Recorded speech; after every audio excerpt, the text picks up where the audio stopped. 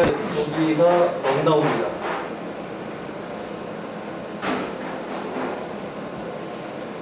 인도는 28개 그 연방주죠.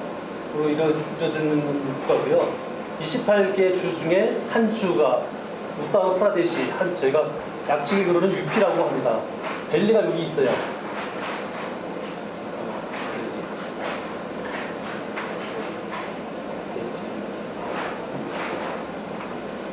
이 UP주가 인구가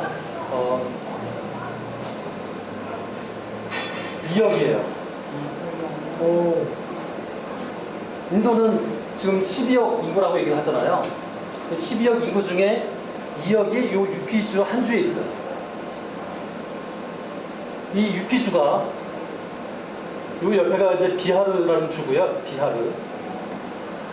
비하르주가 가장 가난한 주. 바로 나란히 붙어 있는 UP주가 두 번째로 가난한 주. 이렇게 있습니다. 그리고 이 정도를 이렇게 좀 딱 끊으면 이쪽에 이제 보통 저희가 이제 남인도라고 얘기를 하고요. 여기를 중부라고 얘기하고 북인도는 한 이 정도 지역을 이제 북인도라고 얘기를 합니다. 그래서 이 UP주가 인구수로 얘기를 하자 그러면 이 UP주가 독립을 하면 전 세계에서 5번째로 인구가 많은 나라가 된답니다. 지금도. 이 UP주에 저희 한국인 선교사들이 지금 한 25가정 정도가 있습니다. 여기서부터 여기까지가 길이가 어느 정도가 되냐면 부산에서 출발을 해서 서울을 지나서 평양을 거쳐서 신주를 중국 간도까지 올라가는 정도의 거리입니다. 이 거리가. 그러니까 작은 땅이 아니에요. 인도 지도 전체 중에서 보면 요만하니까 작게 보이지만 이 땅덩어리가 우리 대한민국을 합친 것보다 훨씬 더 넓은 땅입니다. 450만이면 우리나라에서는 서울 빼고는 부산이 지금 300만 그러니까 굉장히 큰 인구잖아요. 450만이 넉나우 도시 하나가 이제 450만입니다. 한국 선교사들은 인도 전체에 지금 약 850명, 850명이라고 얘기를 하면 부부를 두 사람으로 쳐섭니다. 그러니까 약간 많이 보면 한 400여 가정 그다음에 있다고 보면 되고요.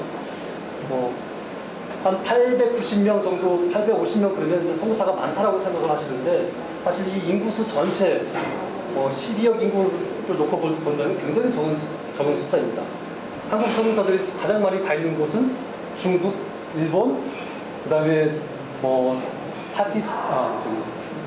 베트남. 최근에 이제 베트남, 태국, 그다음에 5위가 캄보디아. 인도가 한 10위쯤 됩니다. 그래서 이렇게 순서를 쭉 보면 인도도 한국 선교사들이 많이 나가 있구나 라고 생각을 하시지만 사실상 인구 대비하면 굉장히 적은 숫자가 있는 거고요. 캄보디아가 2,000명이 넘는다고 그래요. 한국 선교사들이. 근데 인구수가 3천만, 4천만 정도니까 비교가 안 되죠. 그나마 있는 이 890명 정도의 선교사들 중에 많은 분들이 약 3분의 2 정도가 다 남인도에, 여기 델리를 포함한, 수도 델리를 포함한 이 남인도에 있다고 보시면 되고요. 한 5분의 1 정도가 이 북인도에 있다고 이렇게 보시면 됩니다. 이 넉나우는 저는 아까도 말씀드렸던 것처럼 저는 이집트에 있다가 제가 이제 무슬림에 관심이 있고 무슬림을 향한 이제 부르심이 있다고 생각을 해서 이 북인도에 무슬림들이 많이 있는 지역을 선택해서 가게 됐어요. 그런데 이 넉나우는 약 한 40% 정도가 무슬림이고요. 무굴 제국이라고 들어보셨죠? 인도에 자리 잡았던 이슬람 제국이잖아요. 무굴 제국에 아와드 왕조가 있었어요. 그 아와드 왕조는 시아파 왕국인데 아와드 왕조의 수도였던 곳이 이 넉나우입니다. 그러니까 시아파 무슬림이 지금도 자리를 잡고 있고 시아파 무슬림 문화가 그대로 남아있는 곳이 이 넉나우예요. 그러니까 종교적으로도 굉장히 좀 강한 곳이고요. 그래서 영국이 인도를 지배할 때 영어를 많이 보급을 했죠. 그 다음에 기독교도 많이 보급을 했습니다. 그런데 여기는 이제 시아파 이슬람이 자리를 잡고 있다 보니까 영국 정책에 동화되지 않고 거부하고 저항을 했던 그 세포의 항쟁을 벌였던 곳이 또 여기예요. 그러니까 아직도 힌디어를 많이 쓰고 배운 사람들, 최근에 들어서 배운 사람들 말고는 영어를 거의 못해요. 남인도는 상대적으로 여기가 이제 뭐 토마스죠. 복음을 가지고 들어왔던 곳이 여기거든요. 이 아르치요.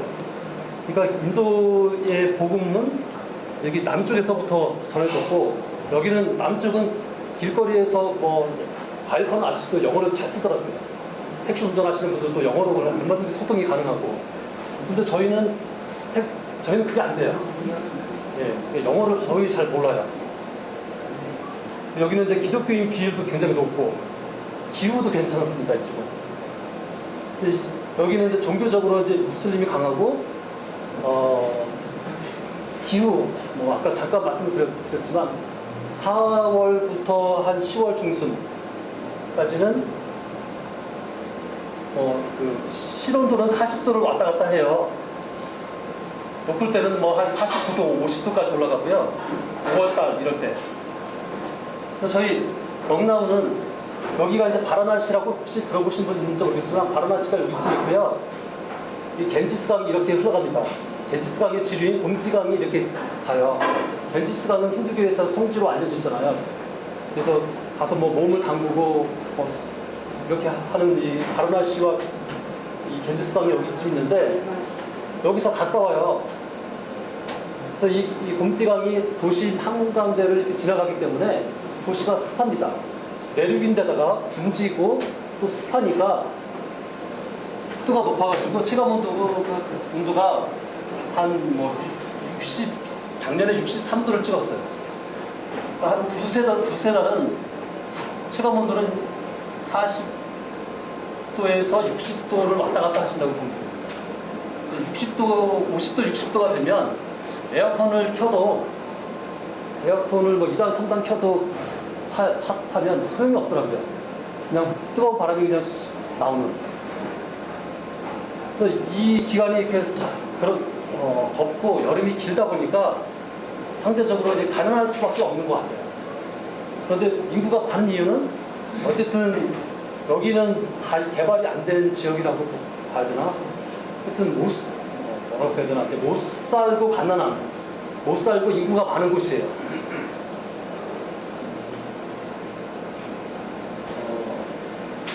여름에는 굉장히 덥습니다. 그런데 지금 이제 7월 첫 주에서 7월 한 달 정도는 또 장마, 우기가 시작이 됩니다. 우기가 되면 이제 그러면 기온이 조금씩 내려가고요. 겨울은 저희가 12월 중순에서 12월에서 뭐 1월 정도는 굉장히 또 추워요. 한 5도까지 내려갑니다. 4, 5도 정도. 그런데 말씀드린 것처럼 이 강이 있다 보니까 안개가 낍니다. 그래서 해를 못 봐요. 1월 한 달 정도는 해를 일주일에 한두 시간 정도 본다고 저희가 얘기를 하거든요. 그래서 저는 뭐 이런 줄 모르고 사실 갔어요. 인터넷 뭐 자료 다 어느 정도 지식은 했지만 그냥 오로지 그냥 무슬림이 많다고 그래가지고 그냥 갔는데 보니까 현지인들이 하는 얘기가 인도에서도 여기는 기후가 가장 안 좋은 곳이라고. 가장 덥고 물론 제일 추운 데는 여기가 제일 춥습니다. 겨울에는. 여기는 뭐 지금도 어떤 분들은 뭐 지금 5월, 6월에도 밤에는 전기장판을 킨다고 할 정도로 지방이고 추운데 저희도 한 겨울마다 한 300명, 많을 때는 한 400명씩 죽어나가요. 추위 때문에. 뭐 난방 시설이 없고 아까 보셨지만 이런 천막촌에서 살기도 하고요. 길거리에서 사는 이제 노숙자들이 또 굉장히 많이 있습니다. 이 2억 인구에 가난한 사람들이 있는 어떤 주도예요. 건물도 계속 들어서고 아파트도 계속 들어서고 그래봤자 뭐 한 4층 건물쯤 되는 몰이 한 3개쯤 있습니다. 그래도 어쨌든 여기에서는 굉장히 빨리 발달하고 있는 거예요. 그래서 몰이 4층짜리 몰이 한 3개 정도 있는데 저희가 갈 데가 없어요. 몰 가는 것도 뭐 일주일에 뭐 한 번 장 보러 가면 끝이지. 또 애들이 어리니까 저희가 애들이 뭐 이거 사달라 저거 사달라 그래서 뭐 가기도 그렇고 그렇게 많이 발달해 있지는 않아요. 제가 빠르게 발달을 하고 있다는 의미는 비교가 다른 지역에 비해서 그렇다는 거예요. 그러니까 이제 이 가난한 사람들이 다 이렇게 몰려오는 거예요, 도시로. 그래도 여기 오면 쓰레기를 줍고, 그다음에 이제 그 인력 거죠. 사람이 이렇게 끄는 그 자전거에다 뒤에다 이렇게 마찰 붙인 거 있잖아요. 이거 이제 타고 한 10분 정도 타고 가면 우리 얼마 정도 되냐면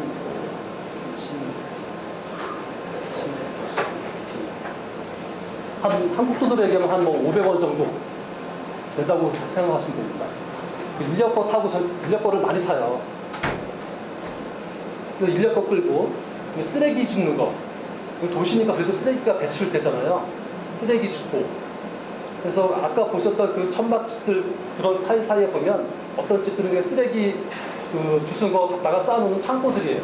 그래서 또 거기서 분류하고 그런 사람들이 있고 또 남의 집에 가가지고 이제 그 집집마다 다니면서 청소도 해주고 아니면 뭐 설거지 해주고 밥 해주고 이러면서 사는 여자들은 이제 그렇게 하고 이러면서 그렇게 하면 또 먹고는 살아요. 또 먹고 살기 위해서 이 도시로 오는 거예요. 근데 저희도 도시다 보니까 임대료가 굉장히 비쌉니다. 여기만큼 비싸지는 않겠죠. 그래도 저희 여기 물가에 비하면 굉장히 비싼 거예요. 그러니까 사람들이 결국 이제 노숙을 하든지 그런 이제 그 공간이 있는 곳들, 공간이 있는 곳에 이제 비닐 천막집을 짓죠. 그래서 20-30가구에서 많게는 넓은 데는 이제 한 1000가구가 되는 이거를 제가 이제 그 슬럼이라고 얘기를 해요. 빈민촌이라고 한국말로 제가 얘기를 하는데 이런 30가구에서 한 1000가구가 몰려있는 빈민촌이 780군데가 있다는 거지. 영남에.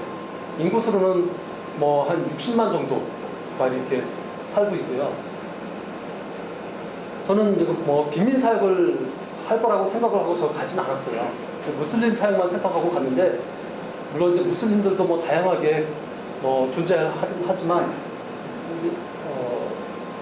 빈민촌도 보면 힌두 사람들이 몰려 있는 빈민촌이 있고 무슬림들이 몰려 있는 빈민촌이 있고 같이 넓은데 아까 방금 전에 말씀드린 것처럼 한 1000가구쯤 되는 동네에는 이쪽은 무슬림, 이쪽은 힌두 보통 섞여서는 잘 안 살아요. 뭐 여러 가지 이유 때문에 어쨌든 이렇게 해서 이제 살아가고 있습니다. 그나마 저는 이제 그 사우디하고 이제 이집트에 있다 갔기 때문에 제 관점은 조금 다를 수 있을 것 같아요. 제가 이제 인도를 갔더니 인도 선교사들이 인도는 이렇습니다. 인도는 이렇습니다. 이런 얘기를 많이 하면서 어렵다라는 얘기를 많이 하세요. 이래서 어렵고 저래서 어렵고 얘기를 하는데 제가 막상 가서 보고 다른 분들 하시는 얘기 들어보고 뭐 해보니까 물론 아직 이제 저는 뭐 이제 시작하는 단계지만 이집트처럼 이렇게 어렵진 않아요. 제가 볼 때는 이제 쉬운 거예요. 그래도 이집트나 뭐 사우디에 비해서는. 그래서 언어를 열심히 배워가지고 그 빈민촌이라든지 좀 시골이라든지 좀 가난한 동네 가가지고 뭐 유치원을 연다든지 주일학교를 연다든지 뭐 이렇게 하면 아이들이 와요. 그래도 가능하니까 아까 설명을 다 못 드렸지만 이 렁나우 전체로는 저희가 통상적으로 얘기할 때 이 렁나우에 약 40%의 아이들이 초등학교를 못 가요. 초등교육을 못 받는 거죠. 그거는 뭐 가난해서 그렇기도 하고요. 또 교육을 받을 필요를 못 느끼는 거예요. 계급이 낮은 사람들은 교육을 받아도 우리는 어차피 하다가 그냥 뭐 이런 일들 뭐 하면서 이렇게 살 건데 아버지도 저희가 이제 릭샤라고 그러거든요. 릭샤를 끌었고 인력거 자기도 인력거 끌고 아니면 쓰레기 분류하고 이렇게 이제 대대로 이제 살아오다 보니까 그것을 자연스럽게 받아들이고 뭐 그렇게 부모도 교육을 시킬 생각을 안 하는 거죠. 그러니까 한 40% 전체적으로는. 슬럼은 제가 한 2, 30군데를 현지인들하고 같이 다니면서 집집마다 방문해서 아이는 몇 명이고 걔네들은 나이가 몇 살이고 학교를 어디까지 갔는지 지금 다니고 있는지 다 저희가 그 리서치를 쭉 했어요. 그런데 보면 평균이 한 10%예요. 학교 가는 아이들. 학교를 다니는 아이들. 그러니까 나머지 한 90%의 아이들은 학교를 가본 적이 없거나 안 다니고 있거나 이런 식인 거예요. 저희가 아까 그 자료를 보셨으면 이제 지금 슬럼 안에서 두 군데서는 그 대나무 학교죠. 천막 학교를 만들어서 운영을 하고 있고요. 한 곳은 지금 그 건물을 임대해가지고 거기 교실을 꾸며놓고 해서 이제 유치원 과정을 포함한 학교를 지금 이제 시작을 했어요. 아이들이 한 60명 정도 옵니다. 그래서 자료를 제가 계속 이렇게 만드는데 제일 어려운 것 중에 하나는 뭐냐면 생년월일. 생년월일을 모르는 거예요. 본인도 모르고 부모도 몰라요. 언제쯤 태어났다고 이렇게 얘기를 해요. 그나마 저희의 학교에 이제 온 아이들은 이렇게 슬럼 안에 하는 이제 슬럼 안에 하는 이제 문명 학교는 더 심하고요. 그래도 좀 허름한 집이라도 해놓고서 사는 사람들, 이렇게 벽돌이라도 이렇게 대충 이렇게 쌓아놓고 사는 사람들은 좀 나은데도 불구하고 생일이 없어요. 그래서 저희가 이제 면담을 하면서 이제 생일을 이렇게 정해줘요. 너는 그러면 언제가 네 생일이다. 그래서 저희가 이제 기록을 해놓고 이렇게 하죠. 너무 이게 이해가 안 됐어요. 어떻게 사람들이 자기가 태어난 날을 모르고 부모도 그거를 부여하지 않고 살까. 우리나라도 옛날에 아주 옛날에 유아 사망률이 높을 때는 이름을 나중에 진다든지 출생신고도 나중에 한다든지 이런 경우들이 좀 있었는데 아직도 여기는 그런 게 이제 심한 거죠. 그래서 어떤 분들이 얘기할 때는 인도 인구는 이미 중국을 넘어섰다. 왜냐하면 이런 빈민촌마다 출생신고가 안 돼 있는 생년월일도 모르는 수많은 아이들이 있기 때문에 인구가 몇인지 모른다는 거예요. 일리는 있는 것 같아요. 어쨌든 이런 빈민촌 안에 있는 아이들이 그냥 하루 종일 그냥 이렇게 있어요. 그래서 어디나 학교를 여는 것은 사실 쉬워요. 그래서 이집트에 있을 때는 여러 가지 이유들 때문에 사실 외국인이 그렇게 대놓고 학교를 연다든지 이런 게 굉장히 어렵거든요. 근데 여기는 학교를 그냥 오픈하면 돼요. 초등학교 5학년까지는 그냥 하면 돼요. 5학년이 넘어가면 이제 신고를 해야 돼요. 여기서 우리가 이렇게 학교를 한다고. 5학년까지는 그냥 하면 되니까 제가 볼 때 이렇게 쉬운 데가 있었어? 제도 상은 걸리지 않으니까. 물론 학교를 하면서 이제 오는 어려움들이 많이 또 그 안에 있습니다. 그러니까 빈민들이 오기 때문에 비만 오면 아이들이 학교를 안 와요. 우산이 없어서. 그러니까 저희 아이들이 그래도 다니는 학교는 비가 와도 부모들이 이제 교육에 대한 의지도 있고 데려다 주기도 하고 우산 씌워서 보내기도 하고 그래서 결석률이 그렇게 높진 않아요. 근데 저희 학교는 비만 오면 출석률이 한 30% 이렇게 뚝 떨어져요. 그래서 우산을 하나씩 사줄까, 무기를 하나씩 사줄까 고민은 이제 계속 하는 거예요. 물론 너무나 당연한 얘기겠지만 선교라는 것이 그런 것 같아요. 저도 지금 이 빈민사역 제가 말씀드린 것처럼 정확하게 저를 가이드해주는 사람이 없어요. 현지인들조차도 때로는 글쎄 이렇게 하는 게 좋지 않을까 이렇게 얘기를 해요. 그러니까 하면서 배워가는 거예요. 이거는 이렇게 우산을 사주는 게 좋을지 그냥 안 오면 안 오는 대로 그냥 내버려 둘지 그리고 그냥 그러면서 그런 고민들하고 계속 갈등하고 그러면서 이제 지금까지 지금 오고 있습니다.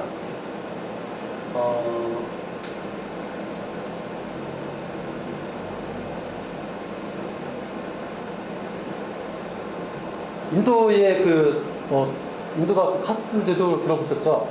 계급이 이게 심각하다라고 얘기를 하잖아요. 근데 제가 가서 지내보니까 말로만 듣던 거 이상으로 이 사람들 안에 그 사고방식 안에 뿌리 깊게 이 계급의식이 자리를 잡고 있어요. 그래서 뭐 같은 계급에 있는 사람들끼리 결혼을 하고 또 계급에 따른 선택할 수 있는 직종이 정해져 있고 그래서 그거를 뛰어넘어야겠다고 생각을 안 해서 그냥 수천 년 동안 그렇게 살아왔기 때문에 그것이 운명인 걸로 받아들이고 그냥 계속 그렇게 살아요. 계급은 뭐 크게는 뭐 4개라고 얘기를 하지만 그 안에는 갈라져서 약 3,000개 정도의 계급이 있어요. 근데 이 계급이라는 것은 뭐하고 연결이 되냐면 종족 집단하고 연결이 돼 있어요. 그러니까 종족 집단은 쉽게 설명을 해드리면 그냥 뭐 김씨 집안, 뭐 저희도 시골에 보면 저쪽 마을에는 뭐 홍씨들만 몰려 사는 마을이 있었고 막 그랬었잖아요. 그것처럼 넓은 개념의 확대 가족이라고 생각을 하시면 됩니다. 그래서 이 사람들은 그냥 뭐 다 그냥 빨래 뭐 돌비라고 그러죠. 평생 빨래만 해요. 빨래만 하고 평생 뭐 청소만 하고 뭐 이렇게 이제 다 구분이 되어 있는 거예요. 그래서 그거를 뛰어넘는 직업을 간다든지 사회에 진출하는 것을 굉장히 뭐 어려워하고 도전할 생각을 잘 안 하죠. 그래서 그게 이 인도를 지탱하는 어떻게 보면 이 통치가 가능한 방법이었던 것 같아요. 그래서 어떤 중국에서 오신 분들이 이렇게 얘기를 하시더라고요. 인도가 물가가 싼데 인건비도 싼데 인건비가 많이 든다는 거예요. 저희가 그래서 해보니까 이제 그런 뭐 이런 거죠. 예를 들자면 회사를 운영을 한다 그러면 운전사가 따로 있어요. 운전사가 있고 그다음에 뭐 정원 풀 깎고 정원 관리하는 사람 따로 있고요. 그다음에 청소하는 사람 따로 있고 화장실 청소하는 사람 따로 있고 그러니까 그 계급에 따라서 나는 청소는 하는데 화장실 청소는 못 한다는 거예요. 그거는 나보다 더 천한 사람들, 다른 계급에 있는 사람들이 와서 해야 되는 일이에요. 그러니까 아무나 다 하시지 않아요. 그러니까 제가 저희 학교에서도 막 청소하고 책상 막 닦고 이렇게 하면 그 애들이 와가지고 뺏어요. 하지 말라고. 자기들이 한다고. 그래서 저희랑 같이 저희 학교에서 이제 같이 그 선생님하고 교무실에서 행정하는 이 친구들은 다 기독교인들이에요. 그래서 같이 얘기도 많이 하고 하는데 제 고민이 이제 그런 거예요. 그러면 이 문화를 그대로 수용해서 그대로 하도록 하는 게 맞는 건지. 기독교 안에서는 이 평등하잖아요. 그래서 하나님 안에서. 그러면 이거는 잘못된 거니까 우리는 평등하게 가야 된다라고 해서 적용해야 하는 것이 맞는 건지. 때로는 이제 갈등이 되는 거예요. 고민이 되고.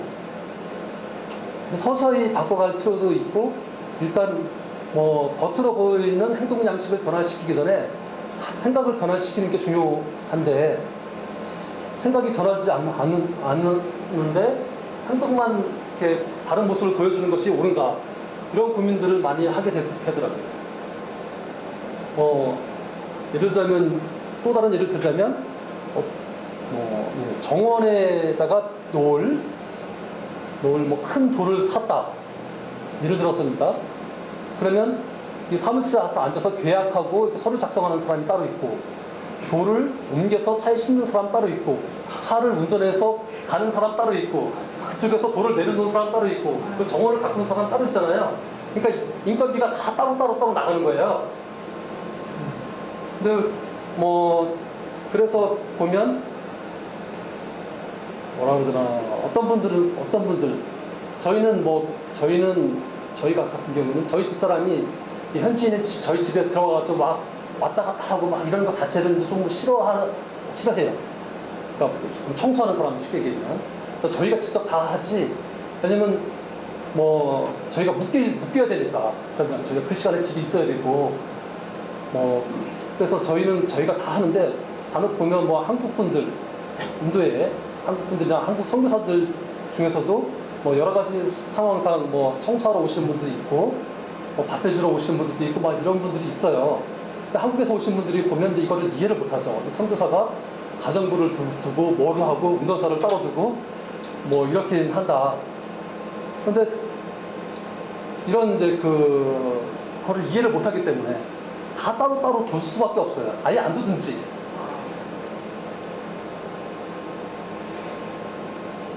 결혼도 이제 같은 계급, 같은 종족에 있는 사람들끼리만 하고요. 다른 계급과 다른 종족에 있는 사람들하고 하지 못하니까 이제 찾아야 돼요. 자기 종족이 주로 사는 지역에 가가지고 자기가 보통은 이제 다 이제 우리로 얘기하면 이제 중매 결혼이죠. 중매까지도 아니고 제가 볼 때는 그냥 부모님이 결정을 하는 거예요. 부모님들끼리 얘기해가지고 어느 날 뭐 결혼한다고 그러고 약혼한다고 그러고 도시 안에서 이제 조금 우리로 얘기하면 연애 결혼이 이제 조금 있는 경우가 있는데 저희 같이 선생님 하는 친구도 저희 토요일날 약혼을 한대요 갑자기. 그래서 무슨 토요일날 약혼을 하냐 그랬더니 자기 엄마하고 아버지는 돌아가셨고 엄마하고 저쪽 집안에 있는 할머니하고 결정을 했대요. 약혼시키기로. 다음 주에. 그래가지고 갔어요. 갔는데 보니까 얘기한 거하고 다르게 이 아이가 뭐라나 여자가 공부도 안 했고 뭐 할 줄 아는 것도 없고 저희 선생님은 이제 자기 때에 기독교로 이제 개종한 친구거든요. 이쪽은 힌두예요. 그러니까 친척들은 다 힌두잖아요. 개인은 개종을 했지만 이 종족이 개종한 게 아니니까. 그러니까 이렇게 짝을 쪄서 약혼을 하는 거예요. 그래서 갔다 와가지고 이제 그 다음에 너 결혼할 거냐? 안 할 거라고. 자기 파토 낼 거라고 안 한다고. 그러더라고요. 그래서 이 결혼도 같은 종족 안에 있어야지만 이제 하는 거예요. 이게 굉장히 강해요. 그래서 이게 있죠? 아, 이거요? 죄송해요. 아니, 좋습니다.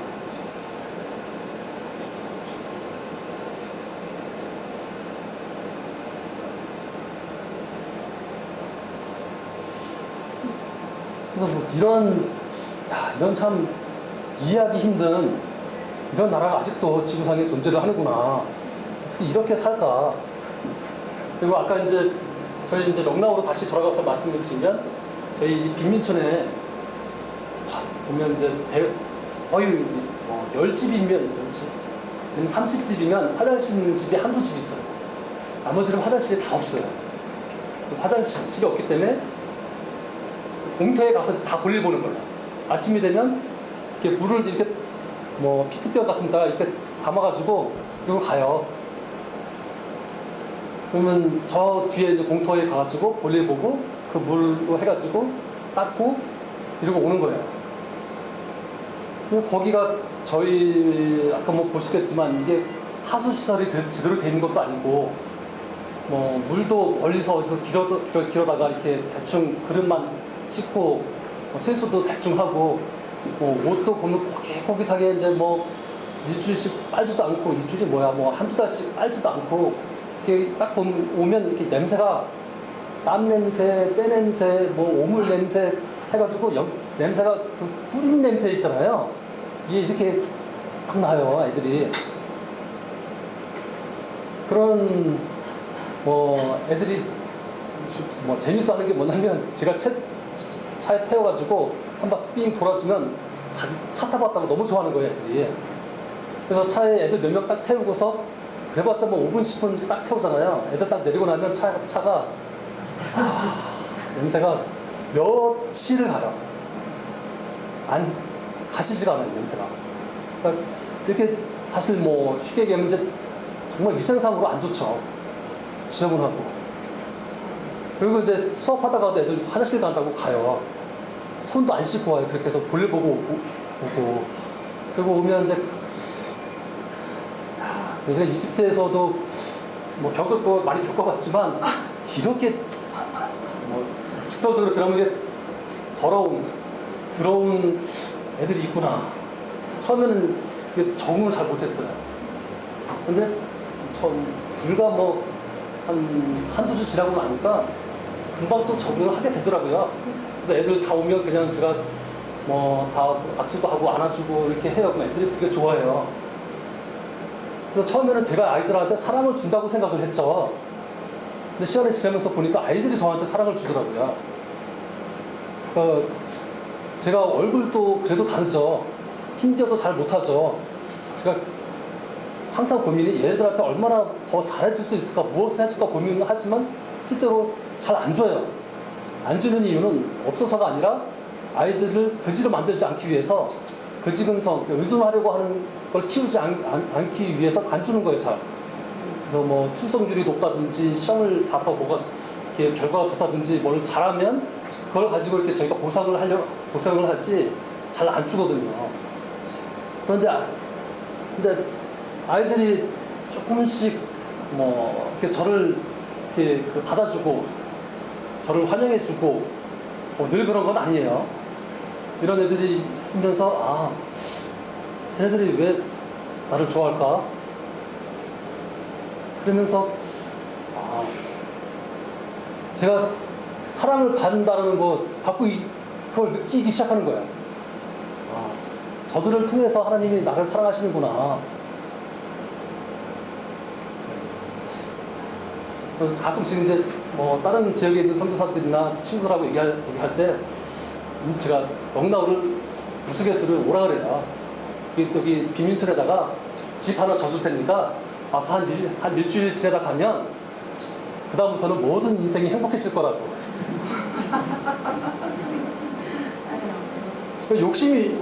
물론 욕심이 있죠. 욕심 있는 사람들도 있고요. 그러니까 별의별 일들을 저희도 많이 겪었어요. 그러니까 저희 학교에 이게 하천에 있는데요. 하천가에 소떼하고 돼지떼들이 이렇게 막 있어요. 근데 이 돼지떼들이 이렇게 들어와요. 저희 학교로. 그래서 들어와서 막 새끼도 낳고 거기서. 그러면 아침에 저희가 가보면 돼지가 한 10대 마리가 들어와 있는 거예요. 저희가 그 돼지를 다 내쫓죠. 이렇게. 그리고서 이제 다시 거기 그 땅 밑에다가 그 철판 이거 다시 넣고 이렇게 해가지고 못 들어오게 하고 뭔데가 다 얘기가 나왔지. 하천가에 하여튼 이런 지저분한 돼지떼들이요. 그걸 근데 돼지고기는 안 먹고 싶어져요. 소도 길거리에 뭐 많이 걸어 다니는데 되게 지저분하고 그래서 뭐 일단 소고기, 돼지고기가 없고요. 저희가 내륙 지방이다 보니까 이제 생선이 없어요. 또 날이 더워서 뭐 야채도 굉장히 거칠어요, 한마디로. 야채도 그나마도 없는데 있는 것들도 거칠고 배추는 없어요, 아예. 그러니까 델리나 벵갈로 가면 가끔씩 저희가 이제 배추도 들고 오고 그렇게 해서 냉동실에다가 쟁겨놓고 먹는데 그러면서도 가끔씩 이제 제 안에 있는 이 욕심, 탐심을 이제 보는 거예요. 근데 기본적으로는 워낙 없다 보니까 이제는 조금 적응이 돼 가는 것 같아요. 없으면 없는 대로 그냥 토마토를 이렇게 썰고 오이도 이제 먹을 수 있는 개월수가 있거든요. 그거 오이 썰고 양파 섞어서 이렇게 해가지고 후추 뿌리고 해서 이렇게 먹으면 배부를 때까지 먹으면 그게 이제 한 끼 식사가 되는 거야. 그러니까 밥 먹는 거 고민할 필요가 없어요.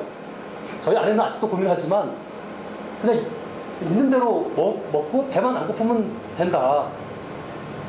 워낙 없으니까 뭐 선택할 수 있는 게 없으니까 어떤 때는 초월하게 되는. 그래서 이게 자유롭구나. 없어서 힘들 때도 있지만 어떤 때는 없는 것이 너무 자유롭고 갈 데가 또 없잖아요. 저희가 아까 말씀드렸듯이 한 4층짜리 머리 3개밖에 없고 다른 날대로 덥고 다른 집 가봤자 그 집도 에어컨 안 되고 저희 집에 있는 아파트는 그래도 단지가 좀 커서 전기 백업이 돼요. 정전 공급량이 필요의 한 70% 정도가 공급이 되거든요. 그러니까 매일 정전이 되는 거예요. 그래서 한전이죠, 우리 얘기하면 한전 전기 오피스에 있는 사람이 오늘은 이쪽 지역 내려주고 이쪽 올리고 1시간 있다가 이쪽 내리고 이쪽 올리고 이게 하루 종일 하는 일이래요. 근데 그렇게 해도 저희 아파트 단지는 그래도 넓어서 단지가 커서 그 자체 발전기가 있어서 에어컨이 되는 거예요. 근데 계속 해마다 주인이 이제 아파트세를 올려가니까 저희가 뭐 한동안 주택으로 가자. 주택은 좀 더 싸거든요. 그래서 집을 계속 찾다가 이번에 이제 본격적으로 6월 중순, 6월 초부터 이제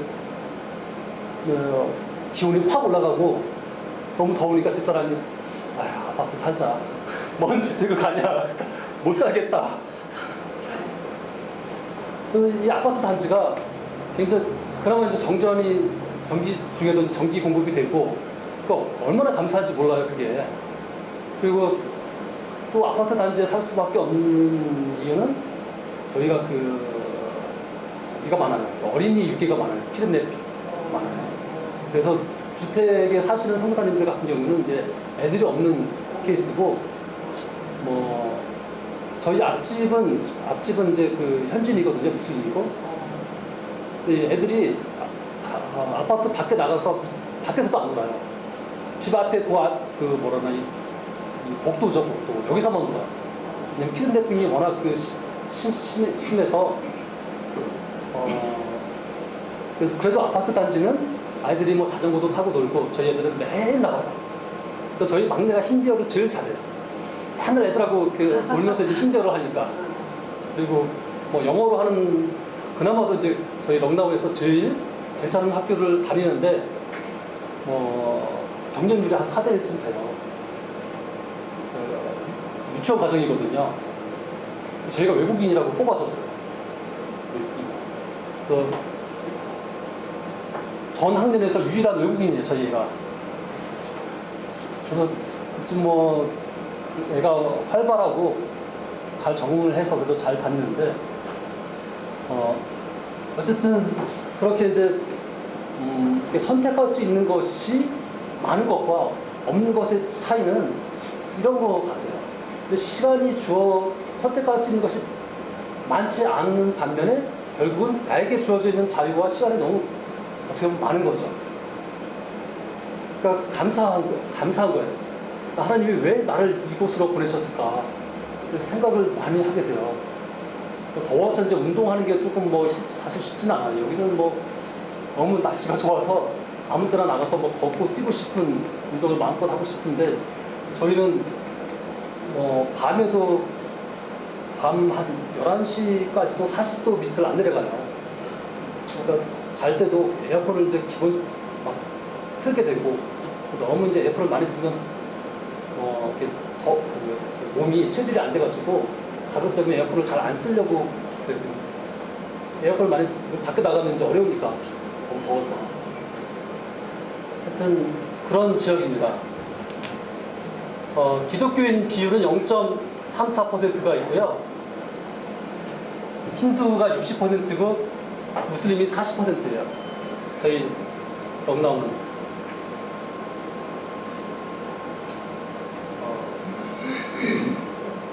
현재 대북 450만 여기에 그 교회가 로컬 교회가 한 40개 정도 있어요. 그 교회가 전혀 없진 않아요. 40개 정도의 교회가 있는데 그다지 이렇게 뭐라고 해야 되나 규모가 크지는 않고요. 저희가 다니는 교회도 한 20명 정도 이렇게 참석하는 정도의 수준의 교회인데 기독교인 선생님들을 만나는 게 사실 뭐 쉽지는 않아요.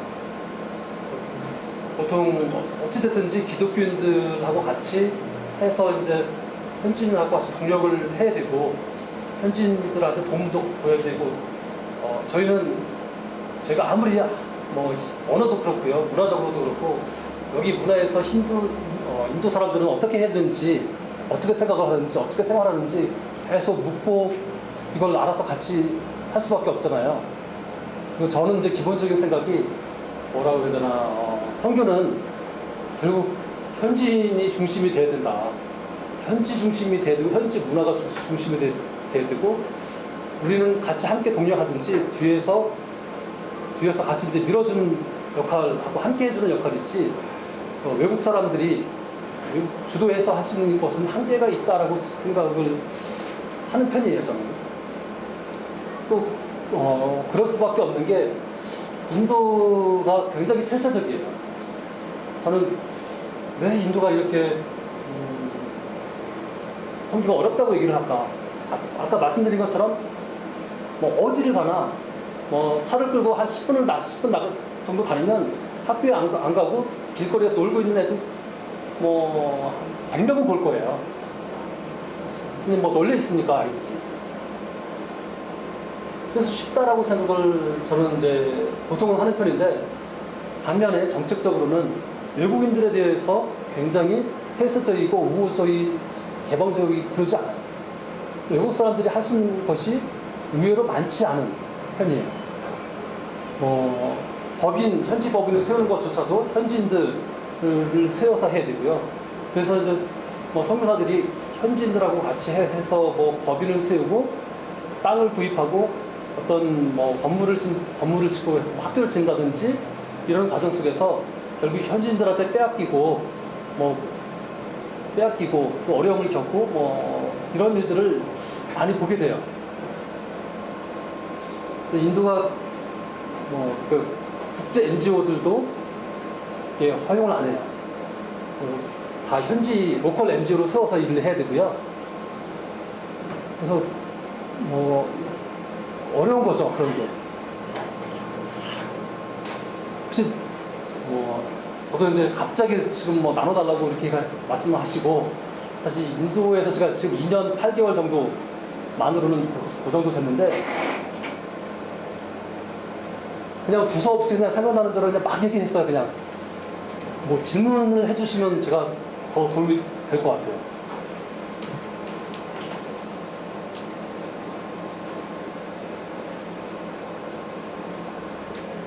아무거나. 그러면 교육할 때 그 신분제도의 제약은 없어요? 아이들을 한달에도 신분별로 다 되어 있을 텐데. 네. 좋은 질문, 예, 그 얘기를 제가 빠뜨렸는데 감사합니다. 어찌됐든지 간에 교육의 기회는 다 열려 있어요. 교육의 기회는 다 열려 있지만 학비의 차이가 있죠. 뭐 풀로 영어를 써서 가르치는 학교들, 물론 저희 영남 같은 경우에는 사실 없어요. 그러니까 영어로 한다고 해도 선생님이 저희 아이들이 다니는 학교도 영어로 된 교과서를 가지고 가르치지만 설명은 힌디어로 해요. 그러니까 우리 애들은 힌디어를 못 하잖아요. 그러니까 뭐 성적이 잘 나올 수가 없죠. 어찌됐든지 그래도 영어로 한다고 하는 학교는 학비가 그래도 세요. 그러니까 그런 우리가 보통 얘기할 때 이제 잉글리시, 예, 영어 학교가 있고요, 힌디 학교가 있어요. 여기는 이제 이게 사립이에요, 쉽게 얘기하면. 그다음에 이제 공립 학교가 있어요. 그러니까 정부 학교라고 얘기하는 거죠. 가보면 이렇게 뭐 3개 정도의 학교가 있는데 굳이 나누자면 여기는 굉장히 비쌉니다. 현지인들조차도 좀 있는 사람들 아니면 보내기가 어려울 정도로. 그러니까 결국은 계급이 높고 돈 있는 이 사람들이 교육을 제대로 받고 이 사람들이 대학도 가고 좋은 직장에 가는 거죠. 이게 고착화되어 있는 거예요. 이 신디 학교는 학교가 있고, 이 정부 학교들은요, 저희 학교에도 이제 찾아오는 애들이 뭐 한 5학년, 6학년 아이들이 와요. 저희 학교 다니겠다고. 근데 5학년, 6학년을 다녀도 애들이 이름을 못 써요. 영어 ABCD를 못 해요. 그냥 학교에 등록만 해놓고 가서 앉았다가 오는 거예요. 선생님들이 가르치지 않아요. 그러니까 가도 사실 어떻게 보면 의미가 없는 거예요. 왜 그러냐면 안 가르쳐도 돈이 나오잖아요. 사실 월급이 나오잖아요. 그 다음에 이제 뭐가 심하냐면 우리 얘기하면 이제 학원이죠. 과외. 튜션 센터인데 여기 다니는 아이들이 돈을 많이 내고 좋은 튜션 센터에 가서 오히려 또 수업을 받아요. 예, 튜션 센터를 안 가는 아이들은 거의 없다고 보시면 돼요. 학교를 제대로 가는 아이들은 다 튜션 센터를 가요. 근데 튜션 센터에서 누가 가르칠까요? 이 선생님들이 가르치는 거예요. 그러니까 월급은 여기서 받고 가르치는 거는 여기 투자센터에 가서 가르치는 거예요. 그러니까 이 교육 제도가 완전히 엉망인 거예요. 말도 안 되는 거죠. 그러니까 NGO 단체에서 세운 이런 저희 같은 이런 학교는 그래도 선생님들이 사명이 그래도 어느 정도는 있고 그래도 열심히 가르치려고 하고 아니 저희는 튜션 코스 그 수업도 오후에 따로 열어줘요. 무료로.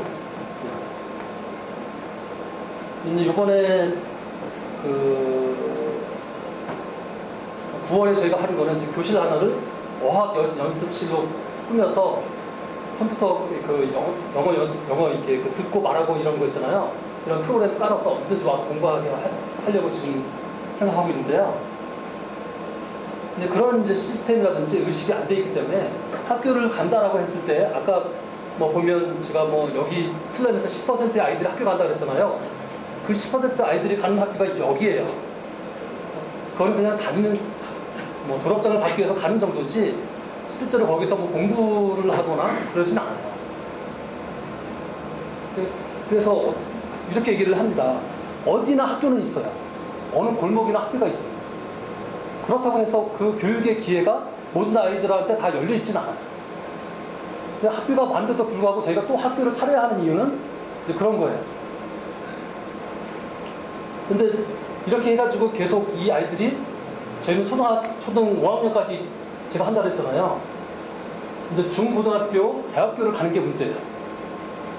공부만 여기까지만 공부를 잘하면 중고등학교를 제가 이제 이렇게 스폰을 해가지고 계속 보내려고 지금 생각을 하고 있어요. 다는 아니고 본인의 의지가 있고 가능성 있는 아이들. 그래서 제가 아까 보셨는지 모르겠지만 저희가 NGO 단체를 만들어가지고 이제 결연이죠. 스폰십 이거를 지금 시작을 하려고 그래요. 그래서 대학교까지 마치고 대학교도 불가촉천민이라고 그러죠. 달리 가장 교육이 낮은 아이들, 저희가 이제 주로 하는 애들이 이런 애들이거든요. 갈 수 있어요, 대학교도. 그리고 이 달리들이 이제 불가촉천민들도 공식적으로 정부 기관이라든지 이런 데 취직을 할 수 있어요. TO가 정해져 있어요. 1% 뭐 이런 식으로. 근데 그런 것들을 모르죠. 그 다음에 그 교육을 안 받았고 준비가 안 됐기 때문에 이제 못 가는 건데, 물론 그래도 뭐 승진하고 뭐 또 그 안에서 차별이 있고 그렇기는 할 거예요. 그럼에도 불구하고 정책상으로는 이 달리 아이들이 교육을 받고 사회 진출할 수 있도록 열려 있긴 해요. 제도상으로는. 제한적으로. 근데 그것조차도 이용을 못 하는 거죠.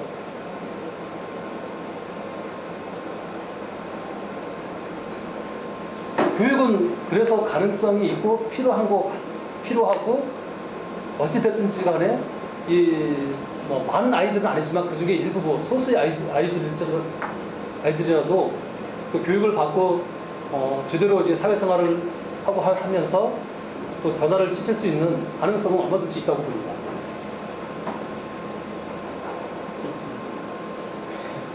이 무도에 에어컨도 제대로 안 나오는데 저기 달리보다 더 더운 데 와가지고 고생하신 우리 선교사님한테 격려의 박수를